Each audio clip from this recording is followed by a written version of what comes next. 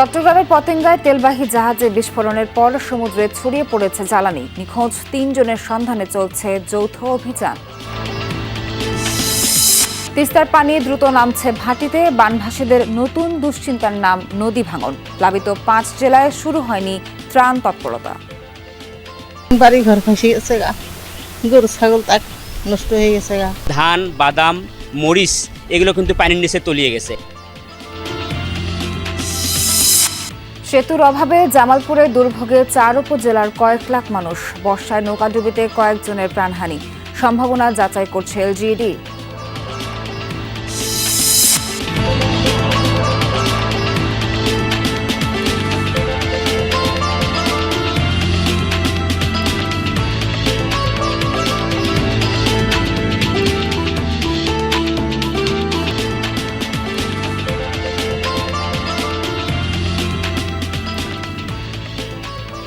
আমন্ত্রণ সংবাদ সারা দেশে। এতক্ষণ শিরোনাম দেখছিলেন, বিস্তারিত খবর জানাবো নাবিলা সোহার।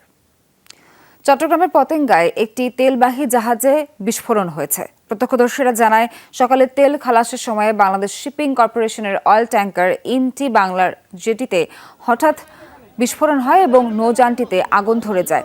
খবর পেয়ে ফায়ার সার্ভিস, বিমান বাহিনী ও নৌবাহিনীর সদস্যরা ঘটনাস্থলে পৌঁছায়।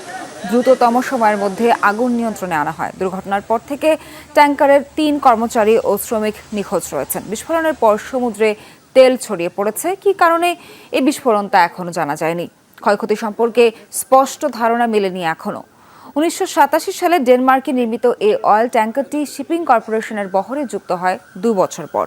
সাধারণত ক্রুড অয়েল বহন করা হতো এই ট্যাঙ্কারে।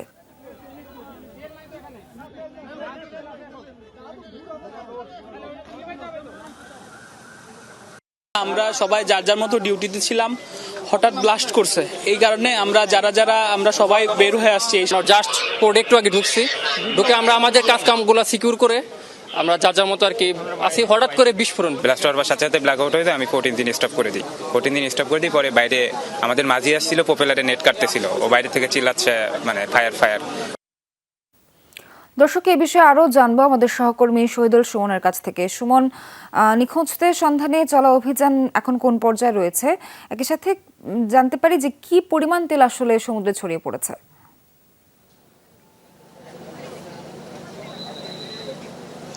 সোয়ার, এখনো পর্যন্ত যারা কর্তৃপক্ষ রয়েছেন, নেভি কিংবা অন্যান্য সংস্থা, তারা দাবি করছে কোনো তেলই আসলে সমুদ্রে আসলে ছড়িয়ে পড়েনি। তার বাইরে যারা নিখোঁজ রয়েছেন তাদেরকে খুঁজতে ইতিমধ্যে একটি দল কিন্তু সেই জাহাজটিতে উঠেছে এবং তার বাইরে নৌবাহিনীর ড্রোনের মাধ্যমে কোথাও আগুন আছে কিনা কিংবা কোথায় থাকতে পারে নিখোঁজরা, সেটি আসলে খতিয়ে দেখা হচ্ছে। সব মিলিয়ে এখন আগুন অনেকটা নিয়ন্ত্রণে রয়েছে। সামান্য কিছু ধোঁয়া দেখা গেল, সেটি আসলে বড় ধরনের কোনো কিছু নয় বলে জানিয়েছেন কর্তৃপক্ষ। সব মিলিয়ে ৩ জনের নিখোঁজের কথা আমরা জেনেছি বিভিন্ন মাধ্যমে, তবে সেটি আরো বেশি হতে পারে। অর্থাৎ ৩ জন জাহাজে ছিলেন, তাদেরকে আসলে খুঁজে পাওয়া যাচ্ছে না। তার বাইরে জাহাজটি যখন সকাল 10টায় এখানে এসে নোঙর করেছেন, তার পরেই কিন্তু অনেকেই এখানে এই জাহাজটিতে উঠেছেন কাজ করার জন্য। সব মিলিয়ে কতজন নিখোঁজ রয়েছে সেই তথ্যটি এখনো পর্যন্ত নিশ্চিত হওয়া যায়নি। এখন নৌবাহিনী, বিমান বাহিনী, কোস্টগার্ড এবং ফায়ার সার্ভিসের বেশ কয়েকটি ইউনিট কিন্তু কাজ করছে। বন্দরের টাগবোট রয়েছে, সবাই কিন্তু চেষ্টা করছেন যে পরিস্থিতি নিয়ন্ত্রণে আনার জন্য। তবে কর্তৃপক্ষ বারবারই আসলে দাবি করছে মূল যেই ওয়েল ট্যাঙ্কার, অর্থাৎ যেখানে তেল ছিল মজুত করা, সেটি অক্ষত রয়েছে। কোনো তেলই আসলে সাগরে ছড়িয়ে পড়েনি। যারা আহত হয়েছেন তাদেরকে হাসপাতালে নিয়ে গেছেন। ক্ষয়ক্ষতির পরিমাণ এবং আগুন লাগার যে কারণ, সেটি আসলে তদন্ত করেই জানানো হবে বলছে সোহার। ধন্যবাদ সুমন আপনাকে। তিস্তার পানি কিছুটা কমলেও দুর্ভোগ কমেনি বানভাসীদের। এখনও প্লাবিত উত্তরের 5 জেলার নিম্নাঞ্চল।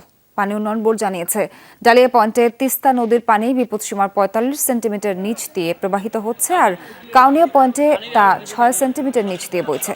খুলে রাখা হয়েছে ব্যারেজের 44টি জলকপাট। এখনও লালমনিরহাটের পাটগ্রাম, আদিতমারি সহ 6 উপজেলার চরাঞ্চল প্লাবিত। রংপুর, কুড়িগ্রাম, গাইবান্ধা ও নীলফামারীতে তিস্তা অববাহিকার নিম্নাঞ্চল ডুবেছে। জলবন্দি তিস্তা অববাহিকার লক্ষাধিক মানুষ। তলিয়ে গেছে আমনের ক্ষেত, ভেসে গেছে পুকুরের মাছ। যেসব জায়গায় পানি নেমে যাচ্ছে সেখানে দেখা দিয়েছে নদী ভাঙন।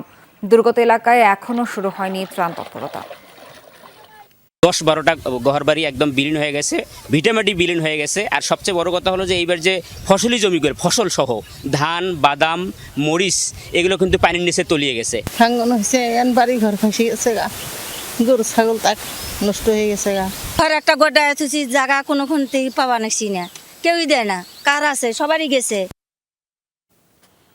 তিস্তার প্লাবনের আরও খবর জানতে যাচ্ছি রংপুরে, সেখানে আছেন আমাদের সহকর্মী সরকার মাজহারুল মান্নান। মাজহার, আপনি সকাল থেকে আমাদেরকে তথ্য দিচ্ছেন, এখন বন্যার সার্বিক পরিস্থিতি কেমন দেখছেন? দুর্গত মানুষের দুর্ভোগ কি কোনো অংশে কমেছে কিনা জানতে চাই।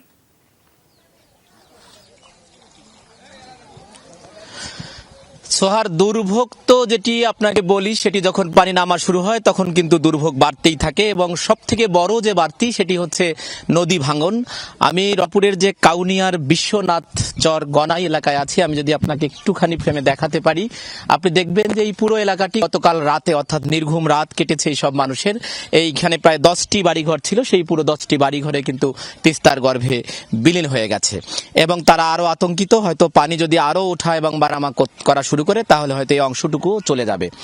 এবং যেটি হয়েছে যে এই যে শুধু গনাই এলাকায় তাই না, আমাদের কাছে যে তথ্য আছে যে লালমনিরহাটের পাটগ্রামের সিন্দুরনা, আদিতমারির যে মহিষখোঁচা আছে, কালীগঞ্জ এবং গাইবান্ধার যে সুন্দরগঞ্জের যে হরিপুর আছে, এবং কুড়িগ্রামের যে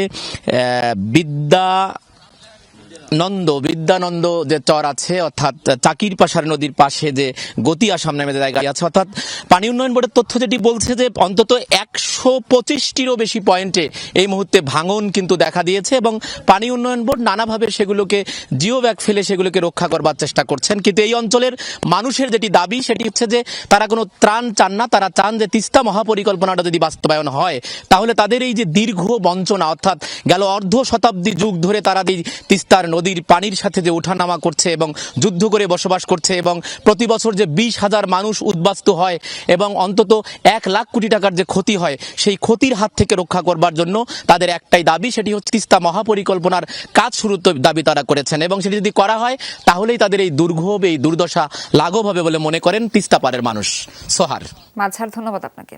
ময়মনসিংহ মেডিকেল কলেজ হাসপাতালে ডেঙ্গু ওয়ার্ডে সকাল 9টা পর্যন্ত 24 ঘন্টায় 2 জনের মৃত্যু হয়েছে। ভর্তি হয়েছেন 15 রোগী। গতকাল দুপুরে চিকিৎসাধীন অবস্থায় মারা যান মোস্তফা নামে এক বৃদ্ধ। পরে রাত 9টার দিকে নাসিমা খাতুন নামের আরও একজন মারা যান। গ্রামের বাড়ি গফরগাঁও উপজেলায়। চিকিৎসকরা জানায়, ডেঙ্গু উপসর্গ নিয়ে মোস্তফা হাসপাতালে ভর্তি হন 13 সেপ্টেম্বর, আর নাসিমা ভর্তি হয়েছিলেন 27 সেপ্টেম্বর। তারা রাজধানী ঢাকায় ডেঙ্গুতে আক্রান্ত হয়ে ময়মনসিংহ মেডিকেলে ভর্তি হন। বর্তমানে হাসপাতালের ডেঙ্গু ওয়ার্ডে মোট ভর্তি আছেন 32 জন ডেঙ্গু রোগী। প্রতিদিনই গড়ে 10 থেকে 15 জন রোগী ভর্তি হচ্ছে। তো আমরা ডেঙ্গু ন্যাশনাল গাইডলাইন অনুযায়ী পেশেন্টদেরকে চিকিৎসা দিচ্ছি। জামালপুরে একটি সেতুর অভাবে দুর্ভোগে 4 উপজেলার 2 লাখেরও বেশি মানুষ। নৌকায় যাতায়াত করায় প্রায় ঘটছে দুর্ঘটনা, প্রাণ গেছে বেশ কয়েকজনের। এলজিইডি জানিয়েছে, সেতু নির্মাণে এরই মধ্যে প্রয়োজনীয় পদক্ষেপ নেওয়া হয়েছে। জামালপুর সদর উপজেলার ঝিনাই নদী সেতু না থাকায় খেয়া পারাপারে ভরসা 2 পারের 4 উপজেলাবাসীর। চান্দের হাওড়া গ্রামের নদীর এই অংশে ব্রিজ চায় স্থানীয়রা। এতে জেলা সদরের সাথে সরিষাবাড়ি, মেলান্দহ ও মাদারগঞ্জ উপজেলার যোগাযোগ সহজ হবে। বছরের পর বছর সেতু নির্মাণের দাবি জানিয়েও সুফল না পাওয়ায় ক্ষুব্ধ স্থানীয়রা। ওই পার থেকে মানুষ ইস্টিয়াংনা আছে, আত্মীয় স্বজন আছে, এরা আসা যাওয়া করতে পারে না, অসুখ বেশি হলেও দেখতে পারি না। এই রাস্তাটা কোনো রাস্তা নাই, কোনো ব্রিজ নাই, আমরা যে কত অবহেলিত, কত লাঞ্ছিত অবস্থানে আছি। এই ব্রিজটা হলে প্রায় 1.5 লক্ষ মানুষের কৃষি থেকে শুরু করে শিক্ষা প্রতিষ্ঠান থেকে শুরু করে এবং জামালপুর জেলা সদরের সাথে একটা সুন্দর এবং যোগাযোগ স্থাপিত হবে। খেয়াতে পার হয় কৃষি পণ্য, চলাচল করতে হয় কয়েকটি শিক্ষা প্রতিষ্ঠানের হাজারো শিক্ষার্থীকে। বর্ষায় নদীর পানি বেড়ে মাঝে মধ্যেই ঘটে দুর্ঘটনা। নৌকা ডুবিতেও প্রাণ গেছে কয়েকজনের। শুকনো মৌসুমেও ভোগান্তির শেষ নেই। আমাদের নদীর ওই পাশে প্রায় 200-300 ছাত্রছাত্রী আছে, তাদের আসা যাওয়ার সমস্যা হয়, ভিজতে হয়। নৌকাতে আসতে নৌকা অনেকেই নৌকা থেকে পড়ে যায়। গত বছরই 3 জন লোক নৌকা দিয়ে রাতের বেলা পার হওয়ার সময় তারা 3 জনই নৌকা ডুবে মারা গেছে। 6ষ্ঠ শ্রেণীতে পড়ো একজন সাকির নামে ছাত্র মারা গেছে, চাঁদের হাওড়ায় থাকে সে। নির্বাচনের আগে অনেক কিছুই বলে যে ব্রিজ দেবো, এটা দেবো, সেটা দেবো। নির্বাচন শেষ হওয়ার পর কোনো এমপি মন্ত্রী আর খুঁজও থাকে না, মানে অজাপাড়া গা থেকে কেউ খবর নিতে আসে না। প্রান্তিক কৃষক তারা যে আবাদ ফসল করে, তারা তাদের ফসল বিক্রি করার জন্য আপনার কাঁধে করে নিয়ে যেতে হয়। এলজিডি কর্মকর্তা জানিয়েছেন, সেতু নির্মাণের প্রস্তাবনা পাঠানো হয়েছে, সড়ক ব্যবস্থা উন্নয়নের জন্য কাজ চলছে। রাস্তা ডেভেলপমেন্টের জন্য ইতিমধ্যে আমরা পদক্ষেপ নিয়েছি। 500 মিটারের মতো আমাদের কাজ চলমান আছে এবং বাকি যে অংশটুকু আছে এটাও অতি দ্রুত আমরা আশা করি এটাও উন্নয়নের কাজ হবে। চান্দের হাওড়া গ্রাম থেকে প্রায় 2 কিলোমিটার দূরে ঘুষেরপাড়া আরংহাটি অংশে সেতু নির্মাণের কথা রয়েছে। এতে উপকার পাবে শুধু সদর ও মেলান্দ উপজেলার বাসিন্দারা। সাগর ফরাজি, যমুনা নিউজ, জামালপুর। আগামী বুধবার মহালয়া অমাবস্যার মাধ্যমে হবে দেবী পক্ষের সূচনা। দেবী দুর্গার 10টি রূপের দেখা মিলবে খুলনার ডুমুরিয়ার একটি মন্দিরে। মূর্তির মাধ্যমে ফুটিয়ে তোলা হবে ধর্মগ্রন্থের বিভিন্ন কাহিনীও। এই নিয়ে ব্যস্ত সময় পার করছেন প্রতিমা তৈরির কারিগররা।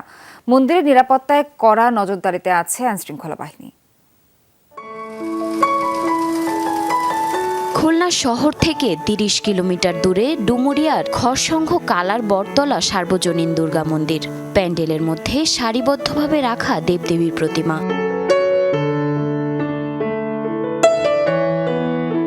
মন্দিরের 147তম প্রতিষ্ঠাবার্ষিকী, তাই এবার কিছুটা ব্যতিক্রমী আয়োজন। দেবী দুর্গার 10 রূপের সাথে রয়েছে 147টি প্রতিমা। ফুটিয়ে তোলা হয়েছে রামায়ণ, মহাভারত, গীতা ও পুরাণ সহ বিভিন্ন ধর্মগ্রন্থের পৌরাণিক কাহিনী। প্রায় 3 মাস ধরে ভাস্করদের মেধা ও মননে তৈরি হচ্ছে এইসব প্রতিমা। 147তম প্রতিষ্ঠাতা বার্ষিকী, সেই উদ্দেশ্যে 147টা প্রতিমা নির্মাণ করা হয়েছে। বিগত 3 মাস ধরে কাজ করতেছি, খুব কষ্ট করেছি ভালো করার জন্য। 50 বছর ধরে প্রতিমা করছি, তো এই যাবৎ এই পর্যন্ত এত প্রতিমা আমি কোনোদিন করি নাই। অসমাপ্ত হলেও দেবদেবী দেখতে দিনরাত মন্দিরে ভিড় জমাচ্ছেন দর্শনার্থীরা। দুর্গাপূজার সময় তো অনেক ভিড় হয়, দেখতে সমস্যা হয়, সেজন্য আগে থেকে একটু রং করছে, অনেক প্রতিমা করছে। এবার পূজার তো এখনো অনেক বাকি, আমরা এখন থেকেই প্রতিমা দেখতে আসি। মহাভারতের কথা আছে এখানে, রামায়ণের কথা আছে, এই যে অবতারগুলো যেমন মৎস্য অবতার, কুম্ভ অবতার, শিব, দুর্গা, কালী, এগুলো আমরা সবাই এখানে এসে দেখতে পারি। আমাদের যে নতুন প্রজন্ম, তারা ধর্ম করতে চাচ্ছে না, সরে যাচ্ছে এই জায়গা থেকে, তারা যেন এগুলো দেখে অনুপ্রাণিত হয়। নির্বিঘ্নে পূজা উদযাপনে প্রশাসনের সহযোগিতা চেয়েছে জেলা পূজা উদযাপন পরিষদ। আইন শৃঙ্খলা বাহিনী জানিয়েছে, মন্দিরের নিরাপত্তা ও প্রতিমা বিসর্জন সহ পুরো আয়োজনে থাকবে কড়া নিরাপত্তা। যেখানে অনেক ভিড় হবে পূজা মণ্ডপে, সেই মহিলাদের তল্লাশি করার জন্য আলাদা মহিলা স্বেচ্ছাসেবক থাকবে, পুরুষদের জন্য আলাদা স্বেচ্ছাসেবক থাকবে। দুর্গাপূজা যাতে আনন্দের সাথে, উৎসবের সাথে, আনন্দমুখর পরিবেশে যাতে দুর্গাপূজা অনুষ্ঠিত হতে পারে, সেটা আমরা চেষ্টা করব। এবার খুলনায় 913টি মণ্ডপে দুর্গাপূজা অনুষ্ঠিত হবে। জারিন অর্নি, যমুনা নিউজ। দর্শক, এই ছিল সংবাদ সারা দেশের এখনকার আয়োজনে। এতক্ষণ সাথে থাকার জন্য ধন্যবাদ সবাইকে।